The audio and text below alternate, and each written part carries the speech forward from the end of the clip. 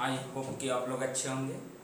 तो चलिए आज के सेशन में तीसरा लेक्चर है और पॉलिटेक्निक पैरामेडिकल के लिए जो सेशन चालू किए थे उसको आगे बढ़ाते हैं। चलिए ये मास्टर एकेडमी का लोगो है, ये है मास्टर एकेडमी ओल्ड बैच। यहाँ ये सारी चीज़ें का 9, 10 इंटरमीडिएट ये सारी चीज़ें का तैयारी होता है, ये होता है। तो चलिए हम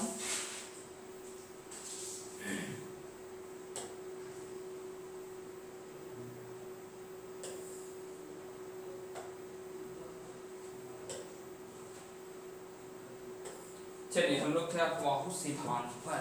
देखिए अफवाहु सिद्धांत होता क्या है। अफवाहु सिद्धांत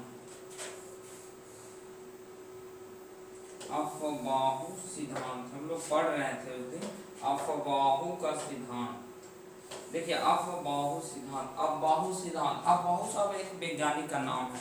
उन्होंने एक सिद्धांत दिया था किसके लिए, इलेक्ट्रॉनिक विन्यास के लिए। इलेक्ट्रॉनिक विन्यास जो होता है वो निकालने के लिए अफवाहु साहब एक सिद्धांत दिए। अब सिद्धांत का नाम क्या है, तो अफवाहु सिद्धांत। सिद्धांत का नाम पूछेगा कि क्या है, तो अफवाहु सिद्धांत। अब देखिए ये है क्या, 1s 2s 3s 4s 5s 6s 7s, इसके बाद 2p 3p 4p 5p 6p, इसके बाद 3d 4d 5d 6d, इसके बाद 4f 5f। और इसमें इधर से इधर 1 2 3 कलर चेंज कर लेते हैं। इसमें है, फिर इसमें है, इसमें 3 का है, फिर कलर चेंज कर लेते हैं और इसमें हो गया 4। ठीक है, अब लिख दे रहे हैं, देख लीजिए। इसको इधर से लिखना है 1s, यहाँ से लिख दे रहे हैं, देखिए 1s कॉमा, यहाँ से हो गया 2s 2p 3s के बाद 3p और 4s 3p 4s, और लिखते हैं कलर चेंज कर लेते हैं 3p 4s, इसके बाद हो गया 3d कॉमा 3d के बाद हो गया देखिए 4p 5s 3d 4p 5s। अगला में देखिए 3d 4p 5x हो गया, 3d के बाद 4d हो जाएगा, यानी कि 3d के बाद ये वाला रिपीटेशन हो जाएगा अगला में। तो अगला में हो जाएगा 4d comma 4d 5p 6s etc dot dot ऐसे ही चलते जाएगा। देखिए इधर से लिखना है 1s 2s 2p 3s 2p 4s 3d 4p 5s, इस तरह से लिखना है। ठीक है, अब देखिए इसको बनाते कैसे है। जैसे हम लोग को बनाना है 16 का 16 में होता है सल्फर, ये 16। तो 16 को करने के लिए शुरुआत में हम लोग बनाते थे 2 8 2 8 6 ये बनाते थे, लेकिन अब हम लोग बनाएंगे इस मेथड से, और वो भी एस के लिए फिक्स वैल्यू है। इलेक्ट्रॉन एस में मैक्सिमम 2 होता है, पी में 6 होता है, और डी में 10 होता है, और एफ में 14 होता है। ये एकदम याद रखना है। ये वैल्यू एस में 2, पी में 6, पी में कितना जी 6 बोलो, पी में 6, एस में 2, पी में 6, डी में 10 और एफ में 14। ये सारा ले लेंगे। इसके बाद देखिए कैसे बनाएंगे। 16 है तो लिख देंगे अपने मन से 1s 2s 2p 3s 3p 4s, इस तरह का बातें 4s इस तरह का बातें आगे बढ़ाते हुए चलेंगे। अब देखिए s का वैल्यू मैक्सिमम 2 होता है ना, तो 2 बैठा करके देखते हैं क्या होता है। तो देखिए s पर 2 कहाँ लिखे थे, यहाँ ना, s पर 2, s पे 2, s पर 2 और फिर एस पर 2, हमको 16 लाना है, 2 2 4 6 पे, पी पर 6 है, देखिए पी पर मैक्सिमम 6, लास्ट में जो बच जाएगा वो तो दे ही देंगे, जहां जहां भी बच गया लास्ट में वो वही रख देना है। लेकिन अगर पीछे वाला घर में जब तक पूरा का पूरा नहीं भरेगा तब तक अगला घर में नहीं जाएंगे। और वही करना 1s2 2s2 2p6 3s, S है तो एस पे 2, 16 हुआ जी, गिनते हैं 2 2 4 2 6 6 12 और 12 4 लास्ट में बचा तो 4 लास्ट में लिख देंगे और बाकी जो बच गया उसको मिटा देते हैं। चलिए इसको मिटा दिए, ठीक है। अब आते हैं, इतना हो गया। अब देखिए हम लोग कैसे लिखते थे, 2 8 8 6 वाला दिखाते हैं। पहला दिख रहा है यहाँ, पहला कक्षा में अगर पूछ दे पहला कक्षा में कितना इलेक्ट्रॉन 2, दूसरा कक्षा यहाँ है तो 2 और 6 यानी कि दोनों को जोड़ेंगे तो 8 इलेक्ट्रॉन हो जाएगा, कॉमा तीसरा कक्षा यहाँ भी है, दोनों को जोड़ेंगे 2 इलेक्ट्रॉन और 4 इलेक्ट्रॉन, 4 और 2 6, देखिए 2 8 6 ऊपर वाला मिला दोनों, इसलिए दोनों ये नियम जो है 20 तक का सही हो जाएगा। 20 के बाद जो लगाइएगा तत्व पे वो गलत होना शुरू हो जाएगा, ठीक है। चलिए 1 मिनट,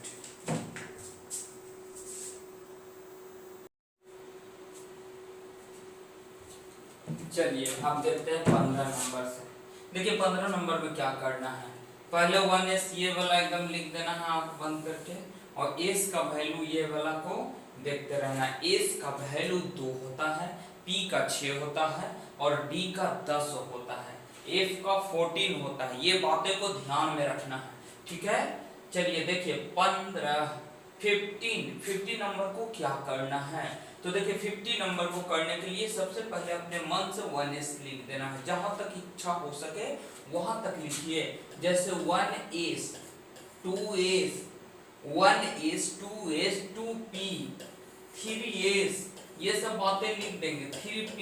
अब हम लोग देखेंगे इसमें भी वह भी लिख देंगे 1s 2s 2p 3s 3p, और लिखना है तो और आगे तक बढ़ा देंगे 4s, इसमें भी 4s। अब लेकिन हम एक बातें का ध्यान रखेंगे कि जहां पे 15 हो जाना चाहिए, 15 से ज्यादा करने से क्या फायदा है, क्योंकि फिर तो मिटाना ही पड़ेगा। इसलिए हम लोग ख्याल रखें इस बात का कि 15 होना चाहिए, यानी कि s का वैल्यू 2 होता है और 6 होता है। गिनती को गिनिए, 6 2 8 2 10, 5 और चाहिए 2, अब 3 और चाहिए तो 3 यहाँ जो बच जाता है लास्ट में लिख देते हैं, और बाकी जो रह गया उसको मिटा देते हैं, ठीक है। अब नेक्स्ट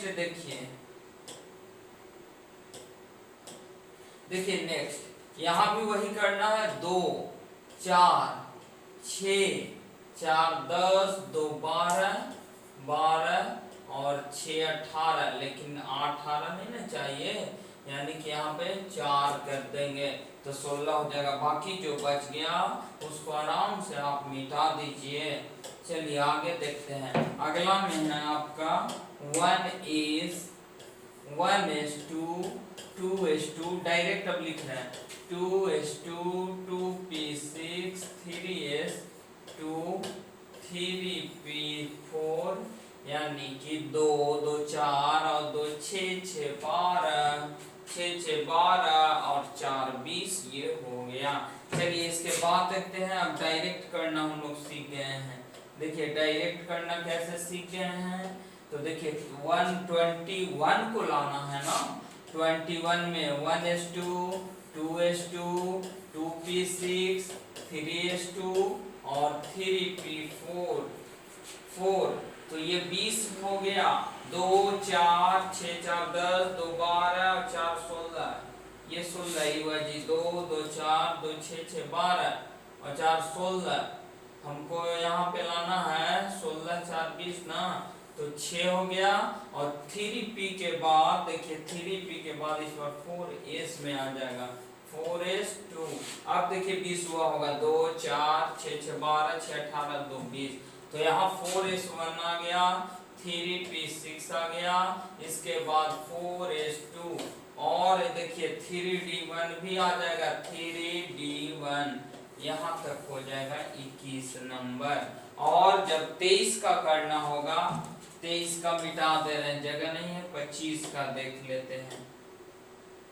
25 का क्या करेंगे, सेम टू सेम वही कर देना है, 2s2 2p6 3s2 3p6 4s2 हो गया, 3d कितना है 25 ना, तो 5 हो जाएगा। यही आपका 25 का हो गया। ठीक है, अगर नंबरिंग में करना है 2 8 8 वाला तो गिनिए, पहला कक्षा में 2 इलेक्ट्रॉन, पहला कक्षा यहाँ लिख दे रहे हैं 25 का, पहला कक्षा में 2 इलेक्ट्रॉन, पहला कक्षा 25 का 2 इलेक्ट्रॉन। देखिए दूसरा यहाँ है तो 6 और 2 8, यानी कि दूसरा में 8 इलेक्ट्रॉन। तीसरा में देखिए 2 6 2 8 और 5 13 इलेक्ट्रॉन। चौथा में 2 इलेक्ट्रॉन। देखिए यही हो गया इलेक्ट्रॉनिक विन्यास। चलिए आगे चलते हैं, इसका स्क्रीनशॉट आप लोग ले लीजिएगा। अब देखिए अफवाहों का सिद्धांत वही कहता है, यही कि उपकक्षकों में इलेक्ट्रॉन का क्रमिक प्रवेश जो है अफवाह सिद्धांत कहलाता है। यानी कि क्रम बाय क्रम जो चल रहा है उसी को तो कहते हैं अफवाह सिद्धांत। अफवाह सिद्धांत निम्नलिखित नियमों पर आधारित है। पहला, जिस उपकक्षा के लिए n+n का मान न्यूनतम होता है, इलेक्ट्रॉन सबसे पहले उसी कक्षा में भरते हैं, तब आगे बढ़ते हैं।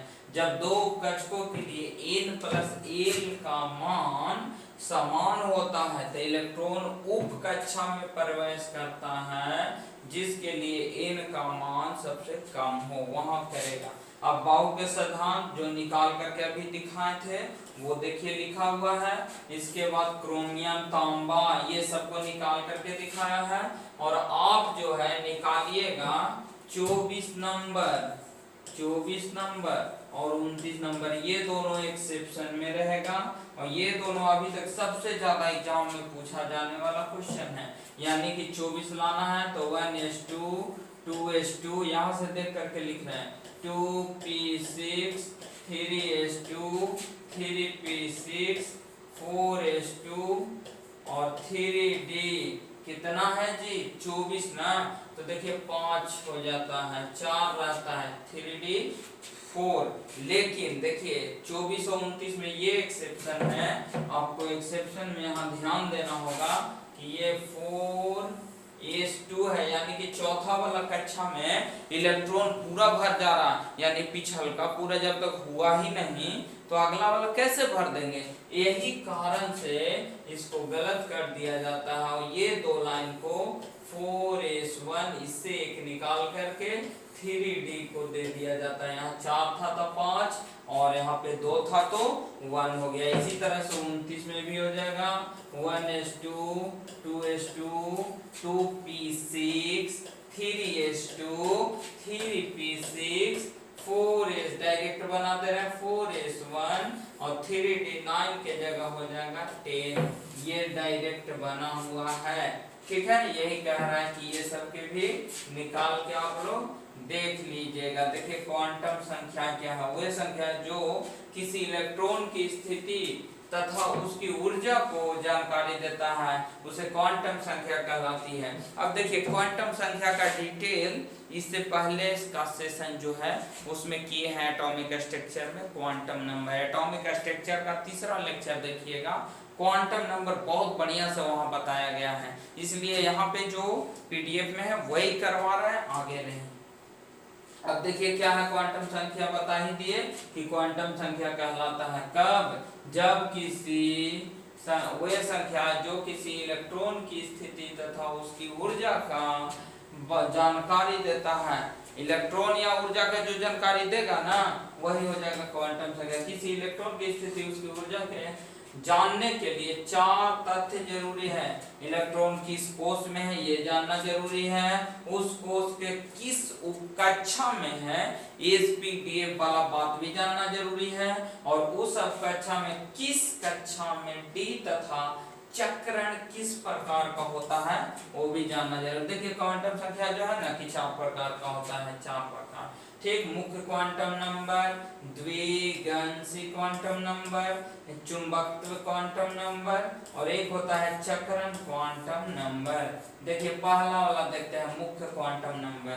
वो रहा है कि इसे n से प्रदर्शित किया है जी, किससे? n से किया जाता है, जिसका मान 1 हो सकता है, 2 हो सकता है, 3 हो सकता है, कुछ भी 1 2 3 बढ़ते क्रम में जितना है सब हो सकता है, लेकिन 0 नहीं हो सकता है n का मान। देखिए कहीं लिखा हुआ होगा, हाँ n का मान जो है 0 नहीं हो सकता है, n का मान 0 नहीं हो सकता है।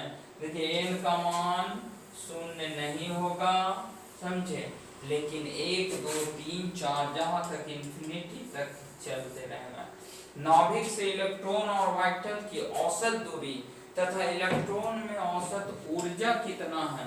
देखिए औसत दूरी, एवरेज डिस्टेंस और एवरेज एनर्जी, ये दोनों के बारे में कि इलेक्ट्रॉन से जो पता करते हैं वही हो गया मुख्य क्वांटम नंबर। अब ये द्विगामी क्वांटम संख्या, इसमें होता है कि कोणीय संवेग को प्रकट करता है, इसे एल से सूचित किया जाता है। नाभिक के इलेक्ट्रॉन जो है, बोले थे ना कि नाभिक इलेक्ट्रॉन चक्कर में घूमते रहता है, तो उसको कोणीय संवेग का फॉर्मूला दिए थे कि NH/2 पाई, ये फॉर्मूला दिए थे mvr बराबर, ये दिए थे इसका फॉर्मूला, हटा देते हैं। चलिए आगे आते हैं। चलिए देखिए, हाँ यहाँ पे n बराबर 1 लिया तो n बराबर 0 आया, n बराबर अगर 2 नंबर लिया तो 2 नंबर कौन कौन, 0 1, n बराबर 3 लिया तो 3 नंबर होना चाहिए, n बराबर 4 लिया तो उल्टा और सीधा से करके 4 होना चाहिए। देखिए 4 हो गया है, और ये रहेगा तो l का मान 0 से लेकर के n-l तक कुछ भी हो सकता है। अब विशेष जो जानना होगा वहां देख लीजिएगा वीडियो। आगे आइए, चुंबकीय क्वांटम संख्या, ये के अभिन्नास, देखिए अंतरकाश में इलेक्ट्रॉन कक्षा तल के अभिविन्यास में, के अभिविन्यास की जानकारी लेता है, उसे m से सूचित किया जाता है जी। चुंबकीय क्वांटम संख्या को m से सूचित किया जाता है। इसका मान l के प्रत्येक मानों के लिए -1 से लेकर के +1 तक हो सकता है, जहां m बराबर है 2l + 1। आ गया, ये l का वैल्यू ये रखेंगे तो इधर देखिए n कक्षा में कुल बताए थे ना कि किस कक्षा में कितना इलेक्ट्रॉन है, उसके लिए फॉर्मूला दिए थे 2n², लेकिन 2n², यहाँ देखिए n के किसी मानों के लिए m के कुल मानों की संख्या m² होगा। ठीक है, अब ये सब ज्यादा डिटेल में करना है तो वो वाला वीडियो देख लीजिएगा थोड़ा सा। चक्रण क्वांटम संख्या किसे कहते हैं जी, इलेक्ट्रॉन जो है ना चक्कर लगाता है, वही बताता है, सूचित करता है कि इलेक्ट्रॉन चक्कर लगा रहा है। ये हो गया तुम्हारा चक्रण क्वांटम संख्या, हो गया +12 से -12 तक। पॉली का अपमार्जक सिद्धांत ये ऐसे ही है, खाली पढ़ देते हैं। एक ही परमाणु में उपस्थित 2 इलेक्ट्रॉन की 4 क्वांटम संख्या समान नहीं हो सकती है। 2 इलेक्ट्रॉन के लिए n, l तथा m के मान एक ही हो तो इसमें से एक के लिए s का मान +1 +12 तथा दूसरे के लिए -12 होता है। अब हुंड्स का रियल भी थोड़ा थोड़ा ऐसे ही है, एकदम छोटा छोटा टॉपिक है। देखिए हुंड्स का नियम पढ़ते हैं। देखिए हुंड्स को उच्चतम गुणन, फिर से पढ़िए।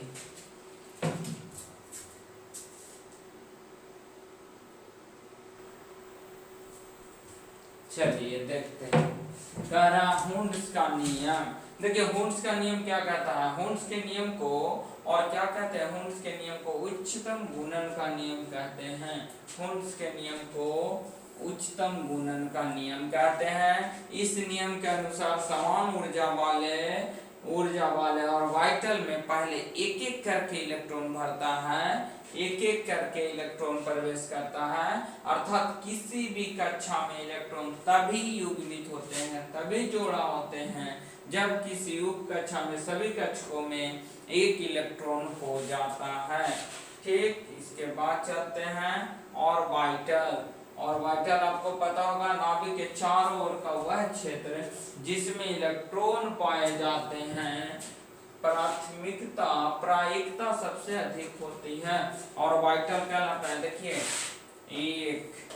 एक ऑर्बिटल, 2 ऑर्बिटल, 3 ऑर्बिटल, 4 ऑर्बिटल, यानी कि ये जो कक्षा है ना, इसी को ऑर्बिटल कहा जाता है। किसी भी ऑर्बिटल के तरंग फलन से संबंधित इलेक्ट्रॉन नाभिक में विभिन्न दूरियों पर और विभिन्न दिशाओं में पाए जाने की प्राथमिकता का आकलन किया जाता है। आगे बढ़िए, समस्थानिक। देखिए समस्थानिक, देखिए ये बहुत ही इंपॉर्टेंट है। समस्थानिक हो गया या संभारिक हो गया, इस तरह का जो प्रश्न आता है बहुत ही इंपॉर्टेंट होता है। देखिए एक ही तत्व के समस्थानिक न कह रहा है, समस्थानिक में परमाणु संख्या आपको दिखना है, परमाणु संख्या समान रहेगा, परमाणु संख्या क्या रहेगा, समान रहेगा। और देखिए इसमें एक चीज और सीख लीजिए कि अगर 1 से लिखा हुआ है और ऊपर नीचे 91 है और 235 है, तो इसको कहा गया है क्या, ये की जेड, ये हो गया परमाणु द्रव्यमान और ये हो गया परमाणु संख्या, परमाणु संख्या, और ये क्या हो गया, परमाणु भार, ये हो गया द्रव्यमान। देखिए ऊपर वाला को द्रव्यमान कहते हैं और नीचे वाला को परमाणु संख्या कहते हैं। तो देखिए यहाँ जो रहेगा ना, परमाणु संख्या समान होगा, यानी कि नीचे वाला समान होगा और बाकी सब क्या रहेगा, द्रव्यमान वगैरह ये सब भिन्न भिन्न रहेगा। अब देख लेते हैं, करके दिखा देते हैं। देखिए यहाँ एक एग्जाम्पल लिया, हाइड्रोजन के 3 समस्थानिक। यहाँ देखिए नीचे वाला सबका समान है कि नहीं, देखिए सबका समान है कि नहीं, तो जब नीचे वाला सबका समान आ जाए और ऊपर वाला सबका डिफरेंस आ जाए, ठीक है, सबका डिफरेंस आ जाए, तो इसे कहेंगे समस्थानिक। मतलब स्थान समान, परमाणु संख्या समान, इसी को कहते हैं समस्थानिक।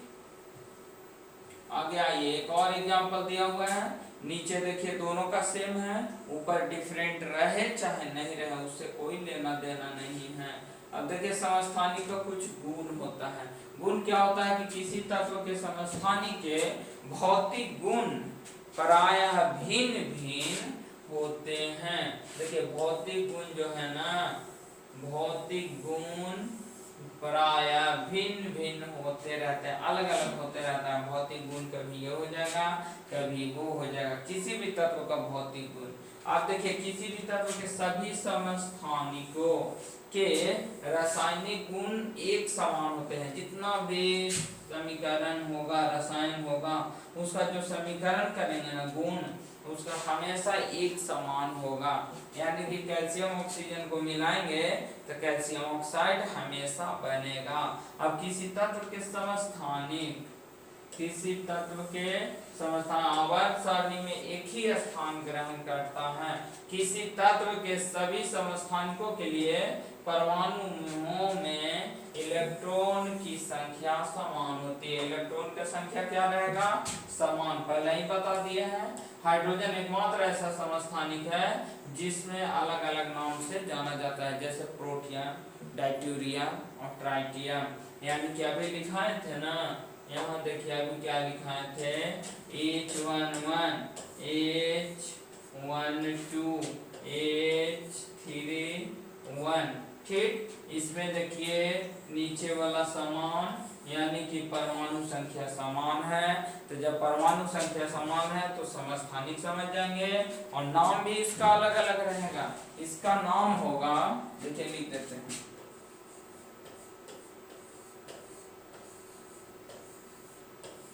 इसका नाम है प्रोटियम, इसका नाम है डायट्यूरियम,